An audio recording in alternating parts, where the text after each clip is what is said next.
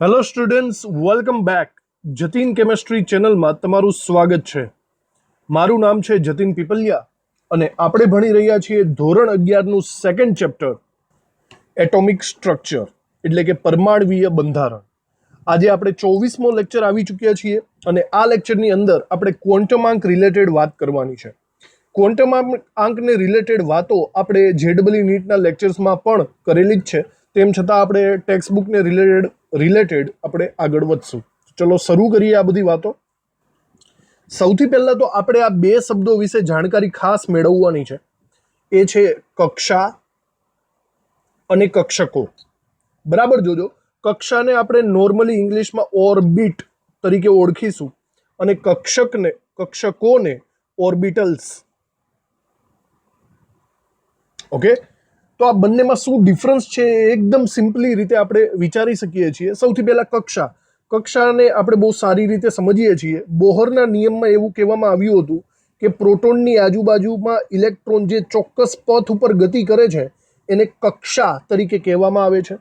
અને બોહરના નમૂનામાં સુધારો કરીને દ બ્રોગલીએ એવું પણ કીધેલું કે એકચ્યુઅલી કક્ષા એ હાઈવે જેવું નથી હોતું, એ કંઈક તરંગ સ્વરૂપે ઇલેક્ટ્રોન તરંગ સ્વરૂપે ગતિ કરે છે. તો જે વિસ્તારની અંદર જે રસ્તા ઉપર ઇલેક્ટ્રોન ગતિ કરે ને એને આપણે એમ કહી શકીએ કક્ષા. બરાબર, કક્ષાનો મતલબ ઇલેક્ટ્રોનનો એક ચોક્કસ માર્ગ આપણે એવું કહી શકીએ છીએ. સિમ્પલ વાત છે.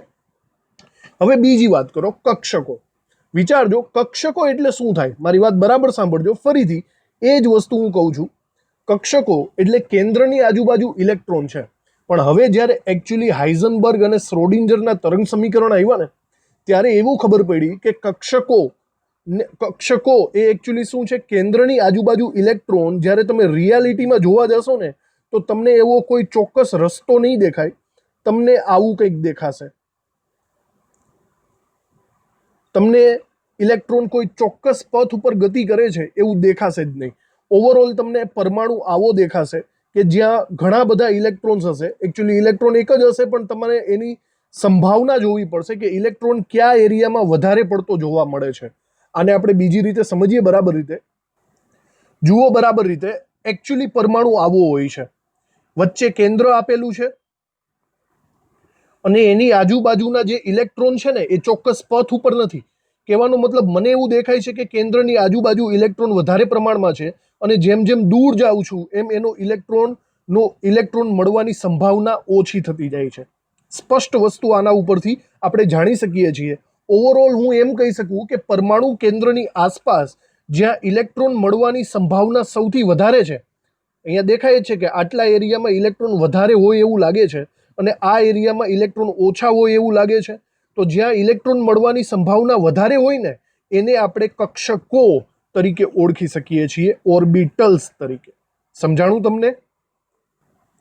તો સૌથી વધારે મળતી શક્યતા, મેક્સિમમ પ્રોબેબિલિટી, એને આપણે કક્ષકો કહીશું.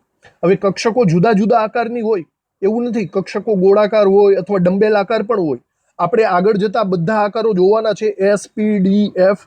બરાબર, પેલા જોઈ લ્યો. એસ કક્ષક ગોળાકાર હોય, પી કક્ષક ડંબેલ આકારની હોય, ડી કક્ષક ડબલ ડંબેલ હોય અને એફ કક્ષક ટ્રિપલ ડંબેલ અથવા તો અનિયમિત આકાર ધરાવે છે.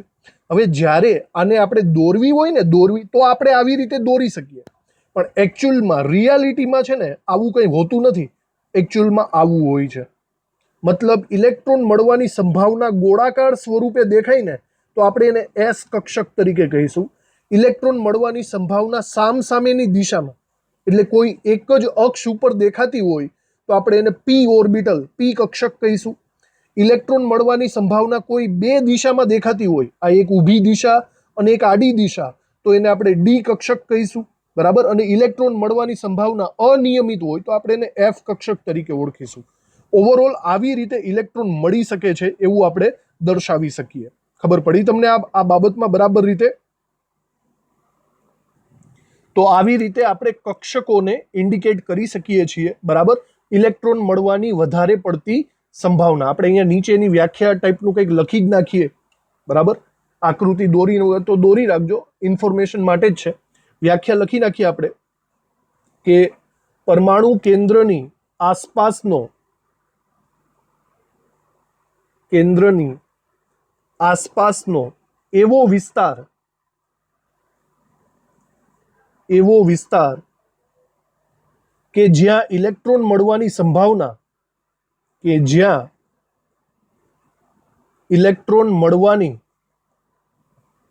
સંભાવના સૌથી વધુ હોય તે વિસ્તારને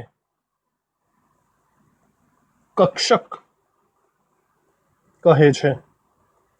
બરાબર?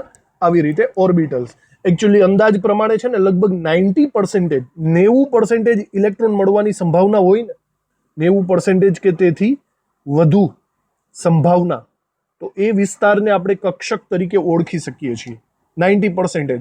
અમુક ટેક્સ્ટ બુક કે મટીરિયલમાં 95 પણ લખેલા છે, પણ ઓવરઓલ 90% યાદ રાખવા તમારે. તો આ વસ્તુ થઈ ગઈ આપણે કક્ષા અને કક્ષકોની અમુક વસ્તુઓ હજી આપણે લખી નાખીએ. અમુક જે જાણવા જેવી વાતો છે, બરાબર, MCQમાં કદાચ આવી જાય. કક્ષક, આ કક્ષકોને એના કદ,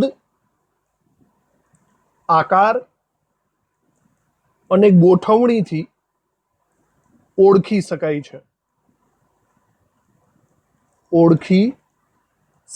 આ પણ એક સમજવા જેવી વાત છે. જુઓ આ ચિત્રને બરાબર રીતે. આની અંદર ફર્સ્ટ ઓફ ઓલ જુઓ, એસ કક્ષકનો અને પી કક્ષકનો આકાર અલગ છે. બરાબર? મતલબ આકાર ઉપરથી તમે આઈડેન્ટિફાઈ કરી શકો છો કક્ષક કઈ છે. બીજું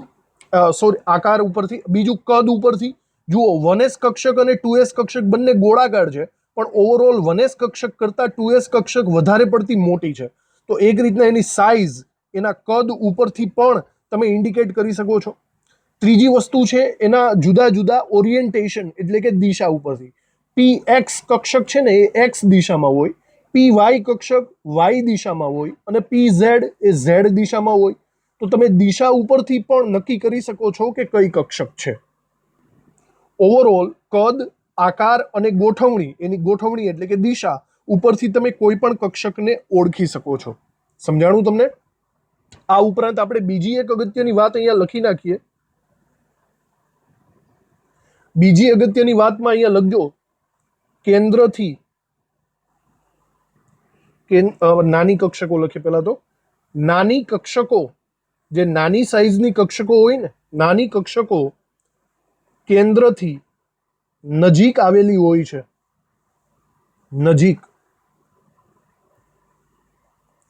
હોય છે. અને જેટલું કેન્દ્રથી નજીક હોય ને ત્યાં ઇલેક્ટ્રોન મળવાની સંભાવના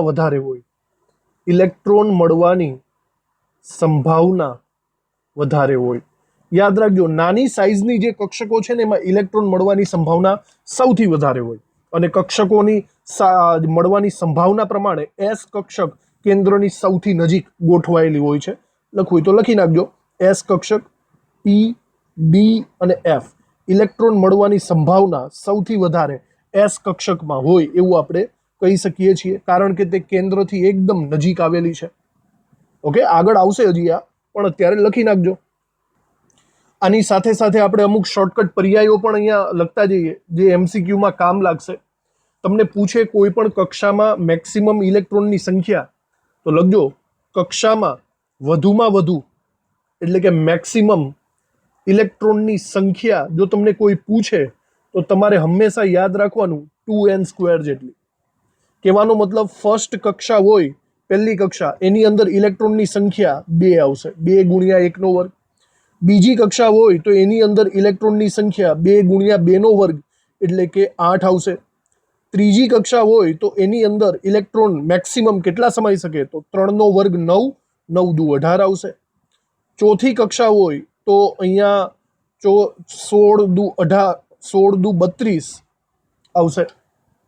કક્ષાની અંદર મેક્સિમમ કેટલા ઇલેક્ટ્રોન સમાય એ આપણે 2n² દ્વારા દર્શાવી શકશું. ઓકે, અને સિમિલર આવી જ રીતે કક્ષાની જગ્યાએ જો કક્ષક શબ્દ વાપરો હોય, જોજો રકમ બરાબર વાંચવાની, કક્ષા આપ્યું હોય તો 2n² અને કક્ષકમાં મેક્સિમમ કેટલા ઇલેક્ટ્રોન સમાય, તો કક્ષકમાં મેક્સિમમ ઇલેક્ટ્રોનની સંખ્યા છે ને હંમેશા 2 જ હોય. કોઈ પણ કક્ષક લઈ લો તો એની અંદર હંમેશા મેક્સિમમ 2 ઇલેક્ટ્રોન સમાઈ શકે છે, કારણ કે કક્ષક છે ને એક આવા ખોખા સ્વરૂપે હોય અને આવા ખોખામાં મેક્સિમમ 2 ઇલેક્ટ્રોન જ સમાઈ શકે, ત્રીજો ઇલેક્ટ્રોન સમાઈ શકતો નથી. તો કક્ષા એટલે તો 2n² અને કક્ષક એટલે n². આ બાબતને MCQ માં બરાબર યાદ રાખવાની તમારે. ચલો હવે આપણે વાત કરીએ ક્વોન્ટમ આંકની, કે ચલો એકચ્યુઅલી ક્વોન્ટમ આંક જે આજનો ટોપિક છે એકચ્યુઅલી છે શું. ક્વોન્ટમ આંકને તમે એવી રીતના બોલી શકો છો કે આ એવા પર્યાયો છે જે ઇલેક્ટ્રોનનું ચોક્કસ સ્થાન કે એડ્રેસની માહિતી આપે છે. ઇલેક્ટ્રોન કેન્દ્રની આજુબાજુ એક્ઝેક્ટ કયા એડ્રેસ ઉપર આવેલો છે, ચોક્કસ એનું સ્થાન શું છે એ બતાવવું હોય ને તો ક્વોન્ટમ આંક તમને જરૂરી પડશે. ધીમે ધીમે સમજાતું જશે. તો અહીંયા આપણે પહેલા વ્યાખ્યા સ્વરૂપે લખી નાખીએ કે પરમાણુ માના ઇલેક્ટ્રોનની સંપૂર્ણ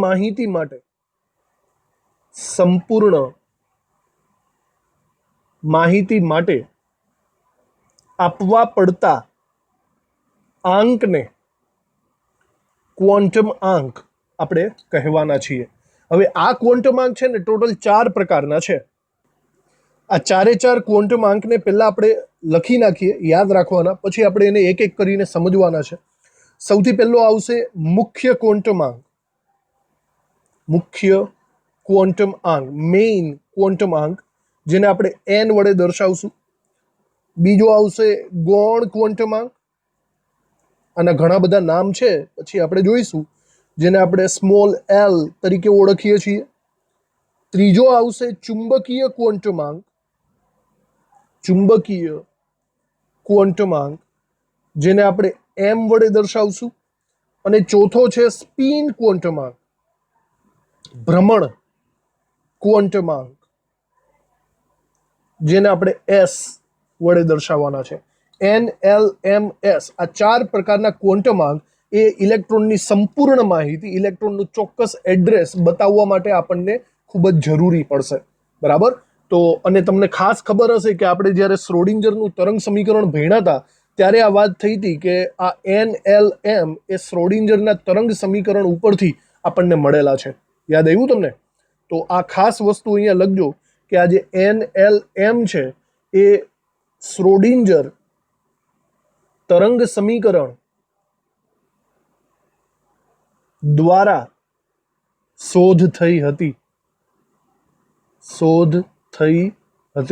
બરાબર. n, l, m ની s એ કંઈક અલગ છે, જેમાં આપણે સમજશું, એમ કહેતા જશું. તો સૌથી પહેલા આપણે હવે ભણવાનું છે મુખ્ય ક્વોન્ટમ આંક m. ચલો હવે ચાલુ કરીએ આપણે. તો સૌથી પહેલો ક્વોન્ટમ આંક, મુખ્ય ક્વોન્ટમ આંક, આપણે એને જો સિમ્બોલમાં દર્શાવવો હોય તો સ્મોલ n વડે દર્શાવી શકીએ છીએ.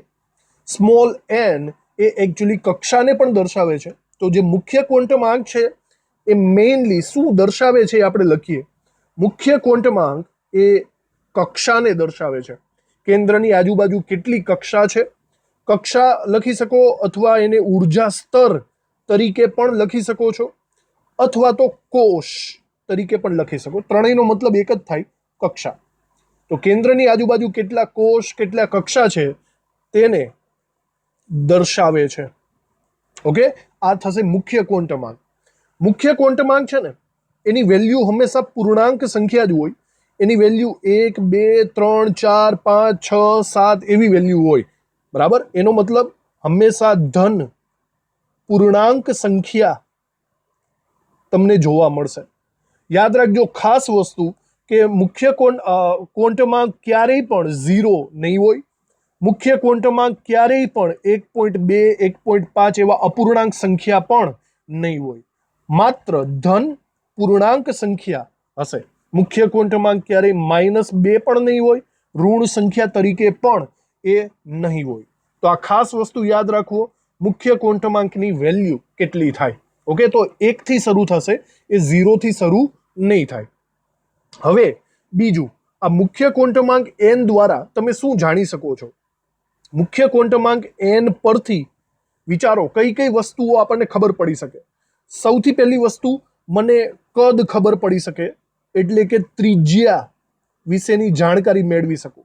ભાઈ હવે આ વસ્તુ આપણને ખબર જ છે કે આપણે બોહરનો નિયમ ભણ્યા હતા. બરાબર. એમાં આપણે ત્રિજ્યા r નું સૂત્ર લખતા હતા યાદ કરો ત્રિજ્યા આર નું સૂત્ર અને એ આર ના સૂત્રની અંદર એન આવતો હતો. તો જો તમને એન ખબર હોય કે ભાઈ 5મી કક્ષા છે તો તમને એની ત્રિજ્યા ખબર પડી શકે છે. સિમિલર આ જ રીતે જો તમને એન ખબર હોય તો તમને એ ઇલેક્ટ્રોનની ઉર્જા પણ ખબર પડી શકે છે, કારણ કે ઉર્જાના સૂત્ર ઈમાં પણ યાદ છે ને, એમાં પણ એન નો ઉપયોગ થતો હતો. આ બંને એના સૂત્રો જ છે, લખી નાખીએ સૂત્રો પણ. ઉર્જાનું સૂત્ર આપણે કંઈક આવી રીતે લખતા હતા, En બરાબર -RH Z²/n². યાદ આવ્યું તમને? તો આનો મતલબ જો તમને એન ખબર હોય તો તમને ઉર્જા પણ ખબર પડી જશે. સિમિલર ત્રિજ્યાનું સૂત્ર પણ આપણને ખબર છે.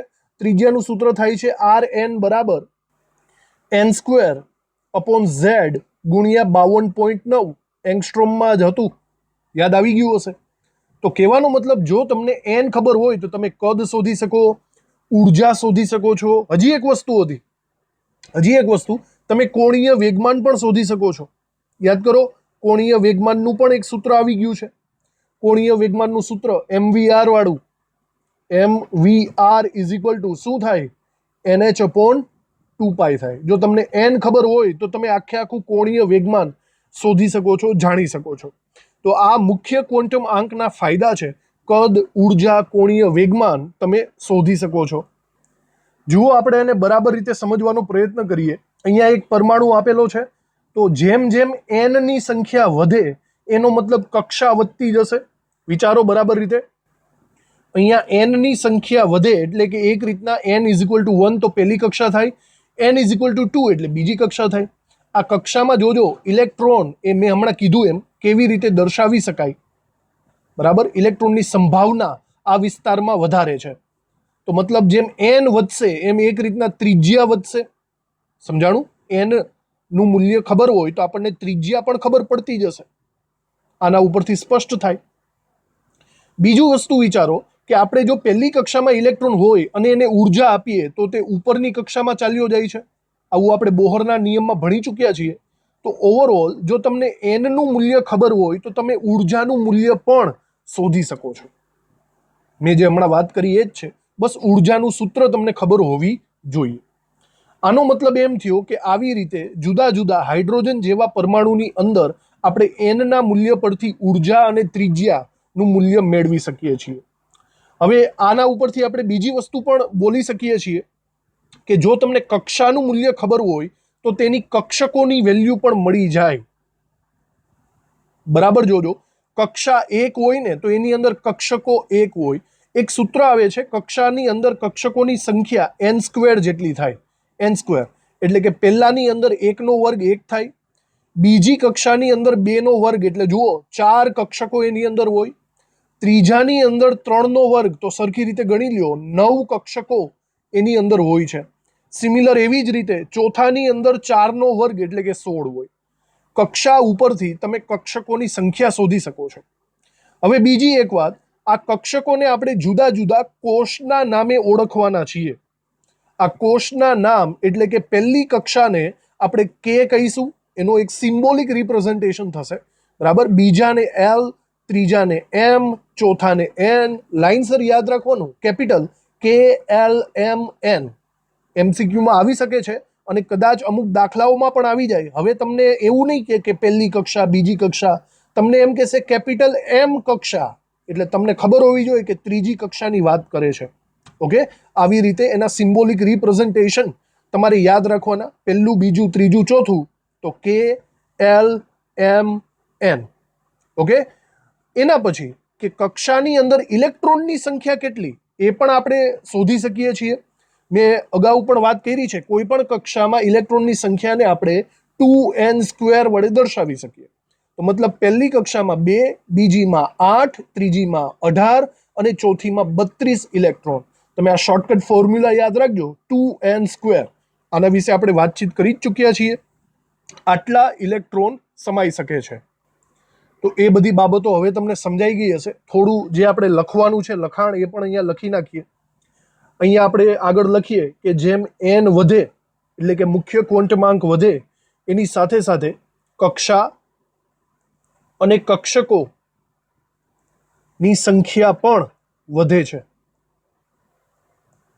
બરાબર, અહીંયા આપણે નીચે નાના એવા કાઉન્સમાં લખી નાખીએ કે n કક્ષા હોય ત્યારે કક્ષકોની સંખ્યાનું સૂત્ર, કક્ષકોની સંખ્યા કેટલી થશે? n² જેટલી થશે. યાદ રાખજો બરાબર રીતે, હમણાં આકૃતિમાં દર્શાવેલું જ છે. એનો મતલબ અહીંયા સ્પષ્ટ કરી નાખીએ કે n બરાબર 1 હોય ત્યારે કક્ષકો n² એટલે કે 1 હોય. n બરાબર 2 હોય ત્યારે કક્ષકો 2² એટલે કે 4 હોય. n બરાબર 3 માટે કક્ષકોની સંખ્યા 3² 9 થાય. n બરાબર 4 ત્યારે કક્ષકોની સંખ્યા 4² એટલે કે 16 થશે. ઓકે, કક્ષકો એટલે જે આપણે પેલા ખોખા કીધેલા છે ને, એ ખોખાઓની સંખ્યા. ચલો, આના પછી આપણે એના નામ પણ આપી દઈએ, કે એલ, એમ, એન. ઓકે, જે હમણાં તમને સમજાવેલા હતા તે. જો n બરાબર 1, 2, 3, 4 હોય તો આપણે કક્ષા અથવા તો કોષ ને નામ આપી શકીએ છીએ. 1 હોય તો આપણે એને કેપિટલ K કહીશું, 2 હોય તો કેપિટલ L, 3 હોય તો M, 4 હોય તો N. હવે આવું આગળ ચાલ્યા જ રાખે, K, L, M, N, O, P, Q, R. સમજાણું? 5 હોય તો O, 6 હોય તો P, અનલિમિટેડ સુધી ચાલ્યા રાખશે. સમજાઈ ગયું તમને? તો આ એના બીજા નામ થઈ ગયા. હવે અહીંયા આપણે સ્પષ્ટ રીતે લખેલું જ છે કે n ઉપરથી ત્રિજ્યા અને ઉર્જા મેળવી શકાય. પણ એ પણ વસ્તુ છે કે જેમ જેમ n વધે ને એમ એની ત્રિજ્યા વધતી જાય અને n વધે એમ એની ઉર્જા પણ વધતી જાય. જે આપણે બોહરના નિયમમાં ભણેલા જ છીએ એને પણ મુદ્દા વાઇઝ આપણે અહીંયા લખી નાખવું પડશે કે જેમ જેમ મુખ્ય ક્વોન્ટમ n વધે તેમ તેમ આપણે એમ કહી શકીએ છીએ કે ત્રિજ્યા વધે છે. બરાબર? ત્રિજ્યા એટલે કે કદ વધે છે. અને એનો મતલબ એમ થયો, ત્રિજ્યા વધે એટલે કે ઇલેક્ટ્રોન કેન્દ્રથી દૂર જાય છે. જેમ જેમ મુખ્ય ક્વોન્ટમાંક n વધે એમ ઇલેક્ટ્રોન કેન્દ્રથી દૂર જાય છે, એવું આપણે કહી શકીએ છીએ. બરાબર? અને ઉર્જાની વાત પણ આવી જ રીતે લખીએ કે જેમ મુખ્ય ક્વોન્ટમાંક n વધે એમ એમ એની ઉર્જા E પણ વધે છે. સમજાઈ ગયું? તો 3 વસ્તુ થઈ.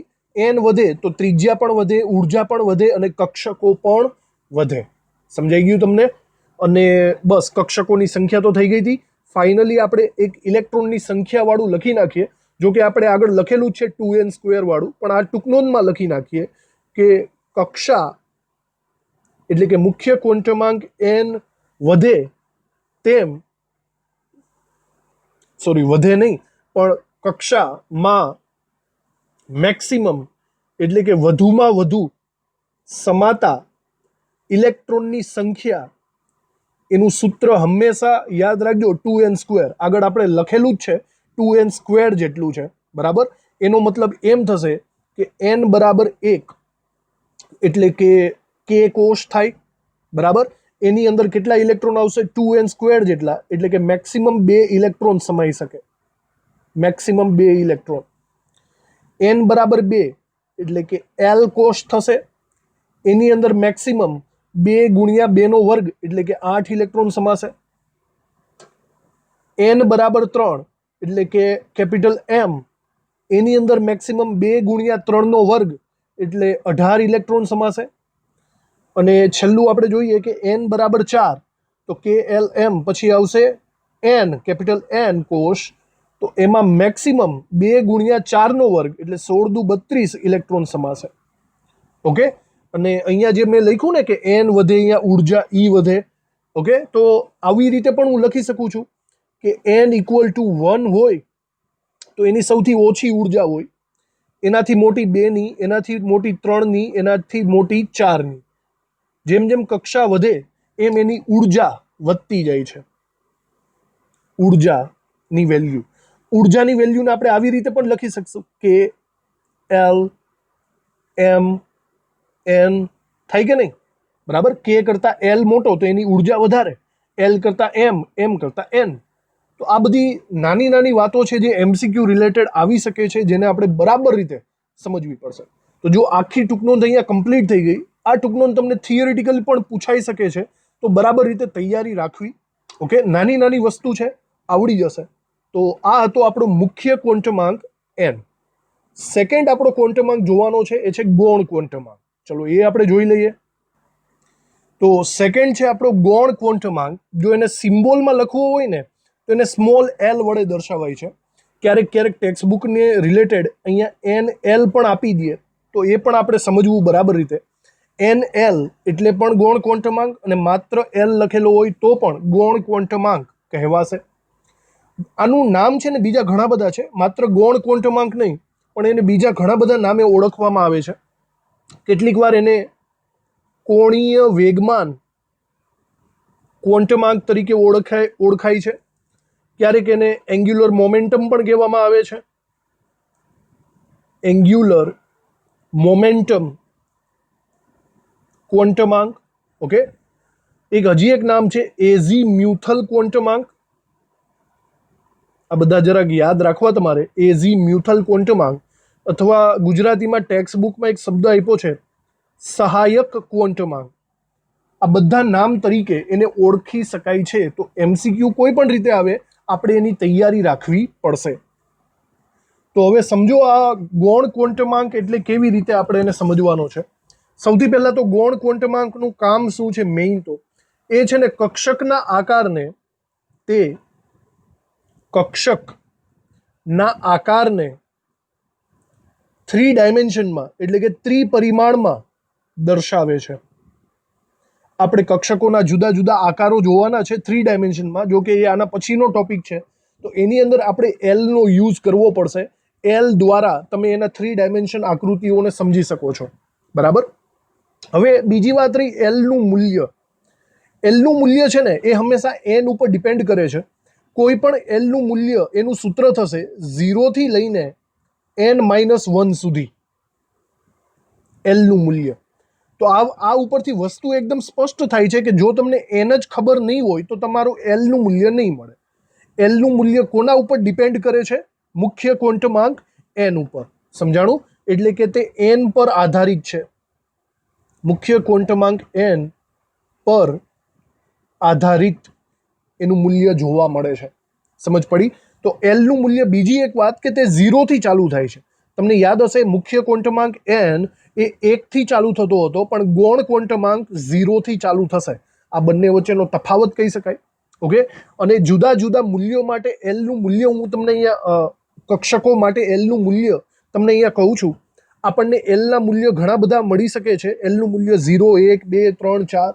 તો એના માટે કક્ષકો કેટલી આવી શકે એ પણ હું તમને કહી દઉં. તો જુદા જુદા એલના મૂલ્ય, ચલો એલનું મૂલ્ય કાં તો 0 આવી શકે, 1, 2, 3, 4, આગળ ગમે એટલા આવી શકે છે. બરાબર, સૂત્ર ઉપરથી n-1 ઉપરથી. તો એના સંદર્ભમાં કક્ષક કઈ હશે એ કક્ષક આપણે ઓળખી શકીએ છીએ. બરાબર, કક્ષકનો પ્રકાર આપણે ઓળખી શકીએ છીએ. જો એલ બરાબર 0 હોય ને તો એસ પ્રકારની કક્ષક હોય. એલ બરાબર 1 હોય તો પી પ્રકારની કક્ષક હોય.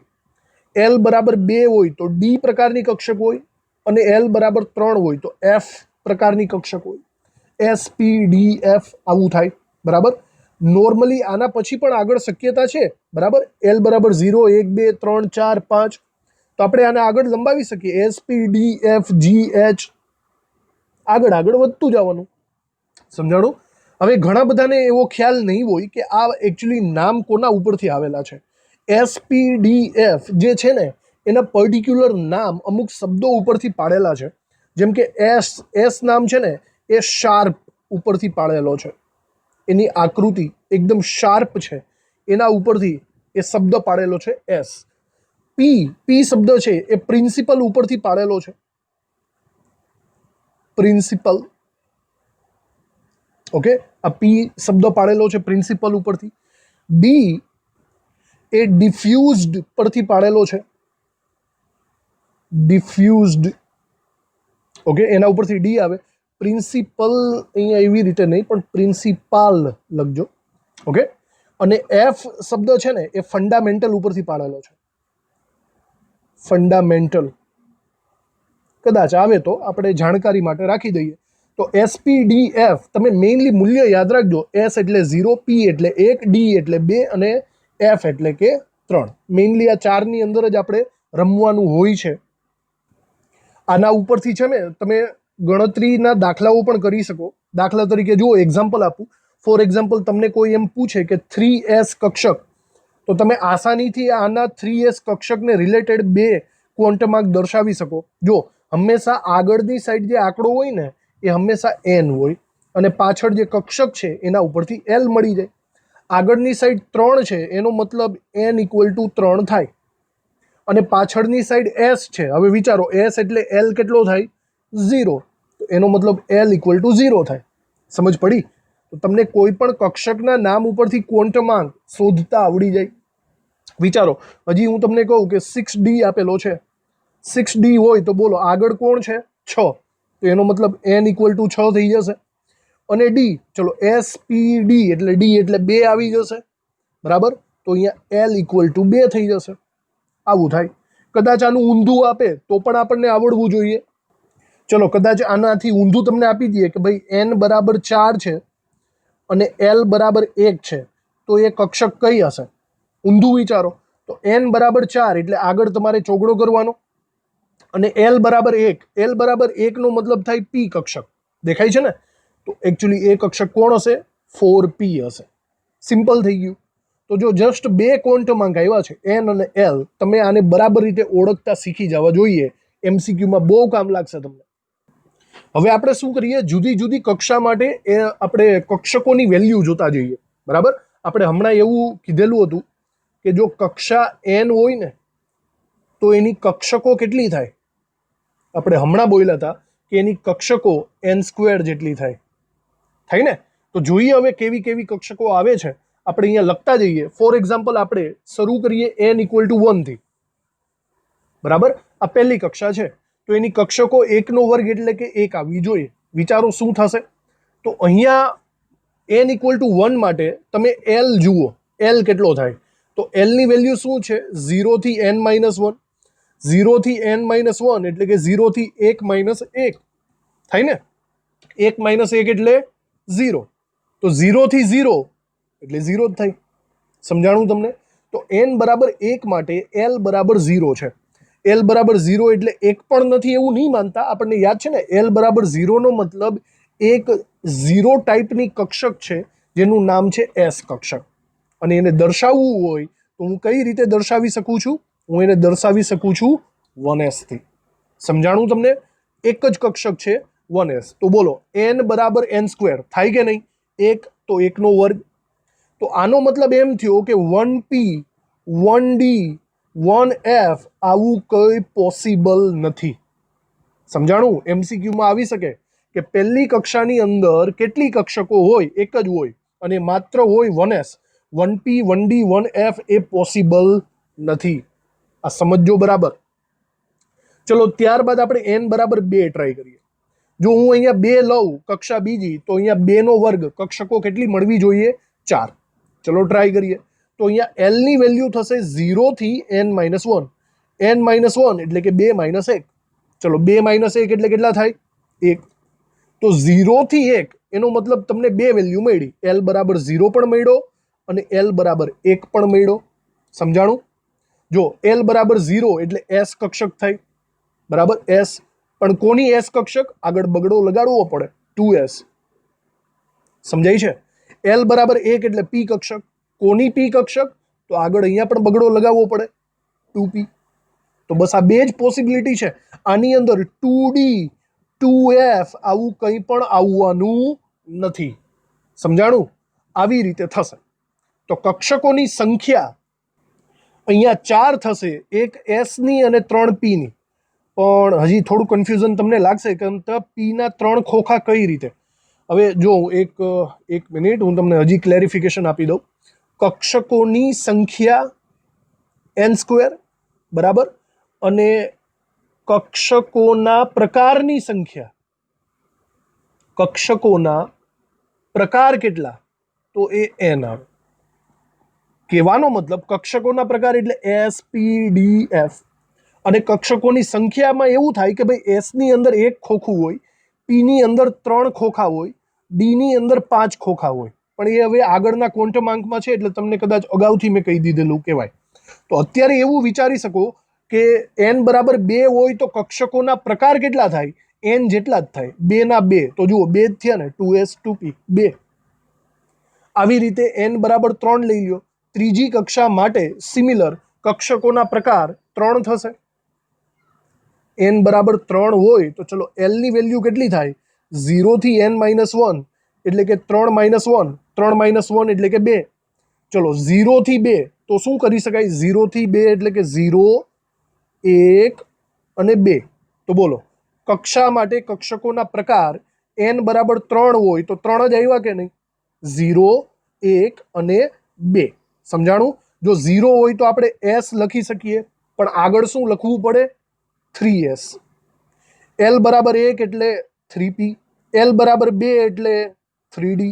તો આમાં 3 પોસિબિલિટી થઈ, આમાં 3f તમે લખી શકતા નથી. સમજાણું? તો પહેલી કક્ષામાં એક પ્રકારની કક્ષક, બીજી કક્ષામાં 2 પ્રકારની કક્ષક, ત્રીજી કક્ષામાં 3 પ્રકારની કક્ષકો મળી. ચલો હજી એક છેલ્લું પણ લખી નાખીએ.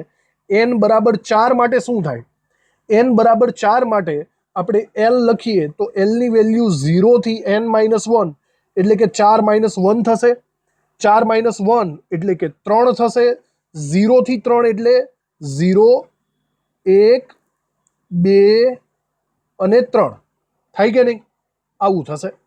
0 એટલે કે s, આગળ લાગે 4 એટલે કે 4s, 1 એટલે 4p, 2 એટલે 4d, 4 એટલે 4f. તો 4 નંબરની કક્ષામાં કક્ષકોના પ્રકાર કેટલા થયા? 4 થયા. આવી રીતે સમજી શકાય. સમજ પડી તમને? આ કક્ષકોની સંખ્યાની મેટર આના પછી ચુંબકીય ક્વોન્ટમાંકમાં આપણે કરવી પડશે, એટલે એ અત્યારે હાલ પૂરતી તમને કદાચ ખબર નહીં પડે. હવે એના આકારની વાત કહીએ. આપણે મેં અગાઉ તમને એમ કીધું હતું કે એલ ના મૂલ્ય ઉપરથી તમે 3 ડાયમેન્શન આકાર જાણી શકો છો. કઈ રીતે? બરાબર જોજો. જો l ઇક્વલ ટુ 0 હોય ને, એનો મતલબ એમ થયો એટલે કે ઇલેક્ટ્રોન 0 દિશામાં વહેંચાયેલ છે, 0 દિશામાં વહેંચાયેલ છે. હવે 0 દિશા એટલે કેવી? 0 દિશા એટલે એનો મતલબ એમ છે કે ઇલેક્ટ્રોન ગોળાકાર વહેંચાયેલો છે. 3 બધી દિશામાં વહેંચાયેલો છે આજુબાજુ, એવું તમે કહી શકો છો. એનો મતલબ ઇલેક્ટ્રોન 0 દિશામાં વહેંચાયેલો છે. હવે l બરાબર 1, l બરાબર 0 એટલે કોણ હતું? l બરાબર 0 એટલે એકચ્યુઅલી s કક્ષક હતી. તો એનો મતલબ એમ થયો કે s કક્ષકનો આકાર કેવો થશે? ગોળાકાર થશે. એનો મતલબ ઇલેક્ટ્રોન એ ગોળાકાર સ્વરૂપે વહેંચાયેલા હશે. સમજાણું? એની આકૃતિ મેં તમને દર્શાવેલી જ હતી. હજી આગળ લખીએ, પછી હું તમને આ બધી આકૃતિ બતાવી પણ દઈશ 3 ડાયમેન્શનમાં. આગળ આપણે લખીએ l ઇક્વલ ટુ 1. ચલો, આનો મતલબ એમ થાય l ઇક્વલ ટુ 1 એટલે કે ઇલેક્ટ્રોન એક દિશામાં વહેંચાયેલ હશે. એક દિશામાં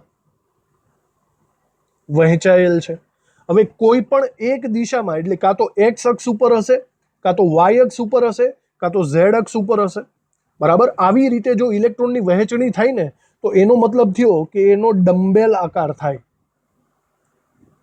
ડમ્બેલ આકારે, ડમ્બેલ એટલે આવી રીતે આકારે વહેંચાયેલો હશે. બરાબર? એની આકૃતિ પણ હમણાં આપણે જોઈશું. તો આનો મતલબ એમ થયો કે p કક્ષક છે, એનો આકાર કંઈક આવી રીતે ડમ્બેલ આકારે છે. મતલબ અહીંયા કેન્દ્ર હશે તો કેન્દ્રની આજુબાજુ ઇલેક્ટ્રોન આવી રીતે કંઈક ગોઠવણી પામેલા હશે ડમ્બેલ આકારે. ઓકે, ચલો હજી આગળ વધીએ. l ઇક્વલ ટુ 2 માટે લખીએ. l ઇક્વલ ટુ 2 એટલે એનો મતલબ શું થાય? એનો મતલબ થાય ઇલેક્ટ્રોન 2 દિશામાં વહેંચાયેલ હશે. 2 દિશામાં વહેંચાયેલ છે. અને વિચારો, કોઈ પણ 2 દિશા હોય, હવે x અક્ષ ઉપર એ હોય ને y અક્ષ ઉપર એ હોય, તો તમારે એકચ્યુઅલી આવા 2 ડમ્બેલ લેવા પડે. એનો આકાર થાય ડબલ ડમ્બેલ આકાર. ડબલ ડમ્બેલ આકાર એનો થશે. ઓકે, તો જોજો કંઈક આવી રીતે એની આકૃતિ થશે. એક દાખલા તરીકે x અક્ષ ઉપર છે અને બીજો y અક્ષ ઉપર છે. આવો આકાર થાય. બરાબર? આ કોનો આકાર થાય? l ઇક્વલ ટુ 2 એટલે કે ડી કક્ષકનો આકાર ડબલ ડમ્બેલ ટાઈપનો થાય, મતલબ ઇલેક્ટ્રોન આવા એરિયામાં તમને દેખાશે, ગોળાકાર નહીં દેખાય, તમને આવી રીતે દેખાશે. તો એને ડી કક્ષકનો આકાર આપણે કહી શકશું. અને હજી એક આપણે છેલ્લું એફ કક્ષકનું જોઈ લેવાનું છે. L=3 એટલે શું થાય? L=3 એટલે ઇલેક્ટ્રોન 3 દિશામાં વહેંચાયેલો છે.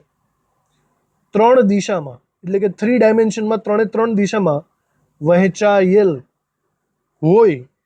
તો ભાઈ આ છે ને, આ બહુ કોમ્પ્લિકેટ વસ્તુ થઈ જશે. આનો આકાર અનિયમિત બની જશે, મતલબ બહુ ફિક્સ નહીં હોય, બદલતો રહેતો આકાર હશે. અને એની આકૃતિઓ આપણને ટેક્સ્ટબુકમાં આપેલી પણ નથી. જુઓ, આ આકૃતિ ઉપરથી ખબર પડી હશે તમને. એસ કક્ષક છે, આ એસ કક્ષક ગોળાકાર આકારની છે.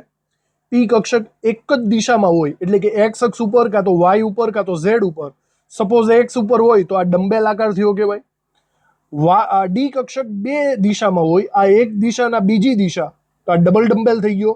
અને એફ કક્ષક તો જુઓ 3 દિશામાં, એટલે કે અનિયમિત આકાર ધરાવે છે. અને આપણે દોરતી વખતે આવી રીતે દોરશું, પણ એકચ્યુઅલી જ્યારે સમજવાનું હોય ને, એકચ્યુઅલ એની આકૃતિ, ઇલેક્ટ્રોન મળવાની સંભાવના કંઈક આવી આપણને દેખાતી હોય છે.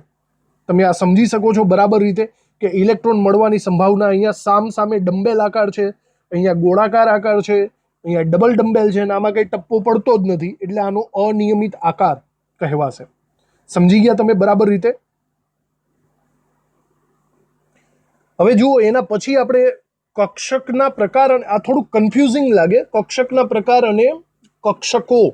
તો એ વારંવાર હું કહું છું, એ બરાબર રીતે સમજજો આને.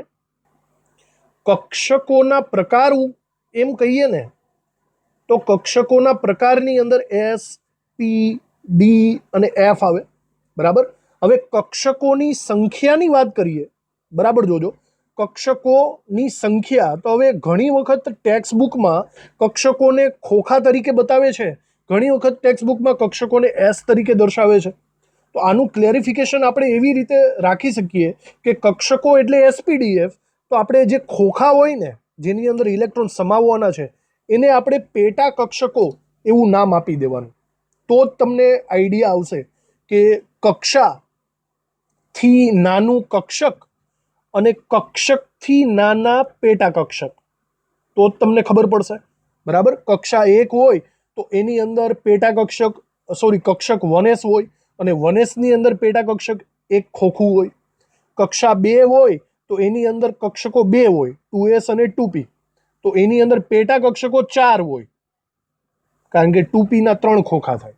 આ વસ્તુ આપણે બરાબર રીતે સમજવી પડશે. જો આને એક લાઇનસર લખીએ ને, તો આપણે એને સિમ્પલ બનાવી શકીએ છીએ. અહીંયા હું કક્ષા લખું છું, કક્ષા. હું અહીંયા કક્ષક લખું છું, હું અહીંયા પેટા કક્ષક લખું છું, અને અહીંયા છેલ્લે ઇલેક્ટ્રોન પણ લખી નાખું છું. ઓકે, જોજો, કમ્પેરિઝન વાઇઝ આપણે જોતા જઈએ. તો સૌથી પહેલા આપણે મૂલ્યની વાત કરી દઈએ. જો આપણે કક્ષાને n કહેતા હોય ને, તો કક્ષકની સંખ્યા પણ n જેટલી જ થાય. કક્ષકની સંખ્યા n જેટલી જ થાય. અહીંયા સંખ્યા લખો ભાઈ, નહીં તો પાછું કન્ફ્યુઝન થશે. કક્ષકની સંખ્યા, પેટા કક્ષકની સંખ્યા અને ઇલેક્ટ્રોનની સંખ્યા, બરાબર. થોડુંક છૂટું છૂટું કરવું હોય તો કરી નાખજો, સ્પષ્ટ રીતે આપણને ખબર પડે. આવી રીતે હવે બરાબર જુઓ, જો કક્ષાની સંખ્યા n હોય તો કક્ષકની સંખ્યા n જેટલી જ થાય. પેટા કક્ષકની સંખ્યા n² જેટલી થાય. અને ઇલેક્ટ્રોનની સંખ્યા, હવે ઇલેક્ટ્રોન એક પેટા કક્ષકમાં 2 ઇલેક્ટ્રોન સમાય, એનો મતલબ 2n² જેટલી થાય. સમજો, હવે આપણે બરાબર રીતે જોઈએ. ફોર એક્ઝામ્પલ, n=1 છે. n=1 હોય તો કક્ષકની સંખ્યા એક જ થાય, 1s. હમણાં આપણે જોઈ ગયું, આમાં 1p 1d નથી હોતું. પેટા કક્ષકની સંખ્યા n² જેટલી, એનો મતલબ 1s નું એક જ ખોખું થાય, 1. અને એની અંદર ઇલેક્ટ્રોન 2 સમાઈ શકે, તો 2. એક ખોખામાં મેક્સિમમ 2 ઇલેક્ટ્રોન સમાય. સિમ્પલ. હવે n બરાબર 2 હોય, બરાબર, n બરાબર 2 હોય તો કક્ષકોની સંખ્યા પણ 2 થાય. તો 2 કઈ થાય? તો કે 2s અને 2p થાય. 2s ની અંદર એક ખોખું હોય, 2p ની અંદર 3 ખોખા હોય. તો ઓવરઓલ ગણવા જાઓ તો પેટા કક્ષકની સંખ્યા કેટલી થઈ? 4. તો 2 નો વર્ગ 4 થયો, અને આની અંદર ઇલેક્ટ્રોન કેટલા સમાય? તો 4 ના ડબલ 2n², એટલે કે 8 ઇલેક્ટ્રોન સમાય. આવી રીતે n બરાબર 3 પકડો. n બરાબર 3 હોય તો કક્ષકોની સંખ્યા પણ 3 જ થવી જોઈએ. તો 3 જ થાય છે. 3s 3p 3d. 3s ની અંદર 1 ખોખું આવે, 3p ની અંદર 3 ખોખા આવે, 3d ની અંદર 5 ખોખા આવે. તો ગણો 5 6 7 8 ને 9, તો ટોટલ પેટા કક્ષકો એટલે કે ખોખા કેટલા થયા? n નો વર્ગ 3 નો વર્ગ 9 જ થયા ને. અને ઇલેક્ટ્રોનની સંખ્યા 2n² એટલે કે 9 દુ 18 ઇલેક્ટ્રોન સમાય. હવે આમાં કંઈક તમને વધારે ખબર પડી ગઈ હોય તો સમજાઈ જવું જોઈએ.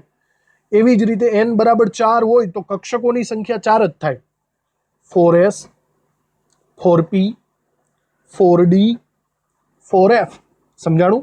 4s ની અંદર 1 ખોખું હોય, 4p માં 3 ખોખા હોય, 4d માં 5 ખોખા હોય,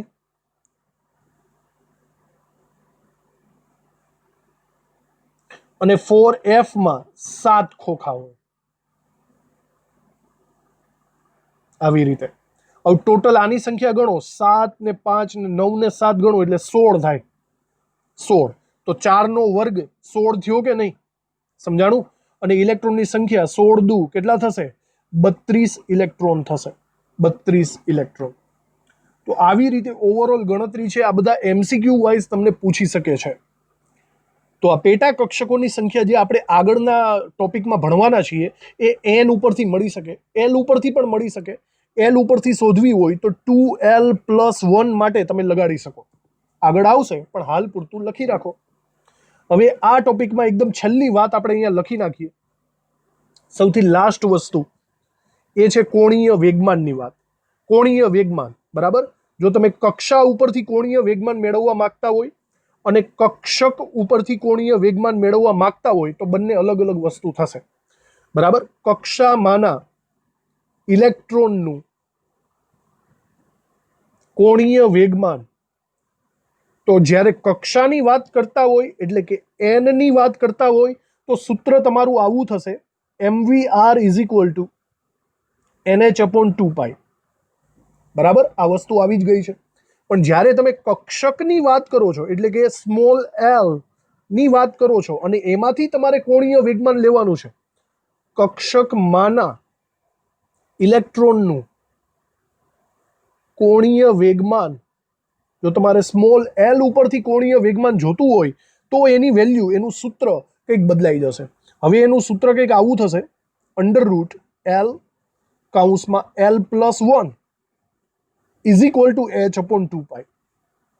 આપણે n ને હટાવી દીધો. સમજ્યા? n ની જગ્યાએ શું લઈ લીધો? l. તો સૂત્ર કંઈક આવી રીતે થશે.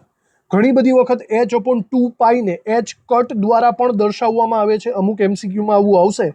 તો √l(l+1) = h કટ, આવી રીતે પણ તમે એને બતાવી શકો છો. આપણા માટે આ સૂત્ર જે નવું આવ્યું છે એને બરાબર જોજો. કોણીય વેગમાન ક્વોન્ટમાંક n ઉપરથી અને કોણીય વેગમાન ક્વોન્ટમાંક l ઉપરથી અલગ અલગ સૂત્ર દ્વારા મેળવી શકાય છે. ઓકે? આના આપણે ઉદાહરણ તરીકે લખી નાખીએ. દાખલા તરીકે, બરાબર? દાખલા તરીકે તમને કોઈ પૂછે n = 3 નું કોણીય વેગમાન કેટલું થાય, અને કોઈ તમને એમ પૂછે કે 3p કક્ષકનું કોણીય વેગમાન કેટલું થાય. બંને અલગ અલગ વસ્તુ છે.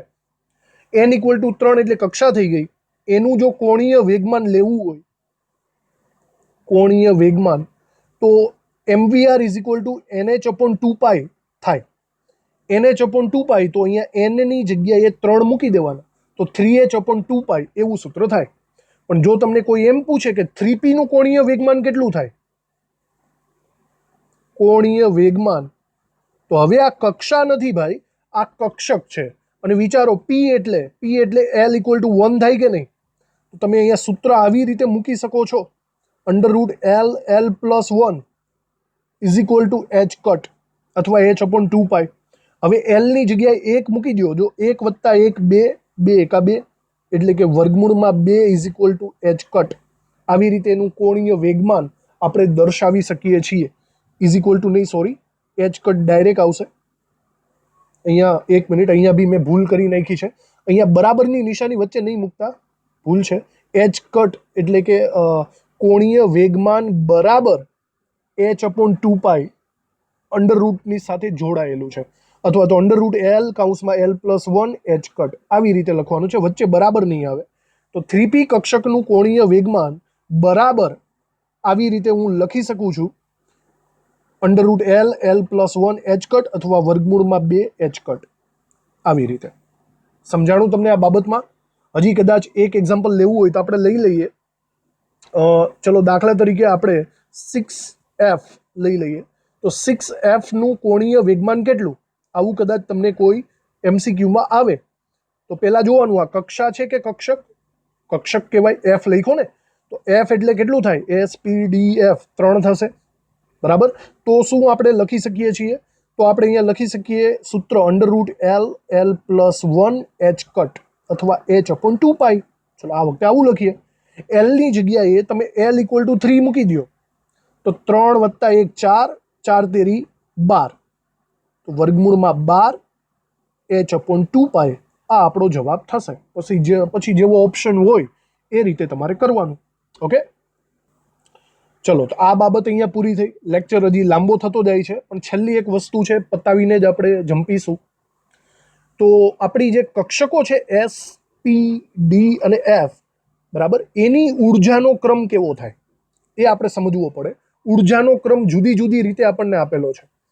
ઉર્જાનો ક્રમ આપણને હમણાં કીધું એમ કે જો n આપેલો હોય તો n = 1 સૌથી ઓછી થાય. જેમ જેમ મુખ્ય ક્વોન્ટમ આંકનું મૂલ્ય વધે એમ ઉર્જા વધે છે, એવું આપણને કીધું જ છે. અને આપણે આવી રીતે પણ લખી શકીએ K, L, M, N, છે ને. હવે તમને ઉર્જાનો ક્રમ કદાચ L આધારિત કહે, SPDF આધારિત કહે, તો એની સાચી વેલ્યુ કંઈક આવી રીતે થશે.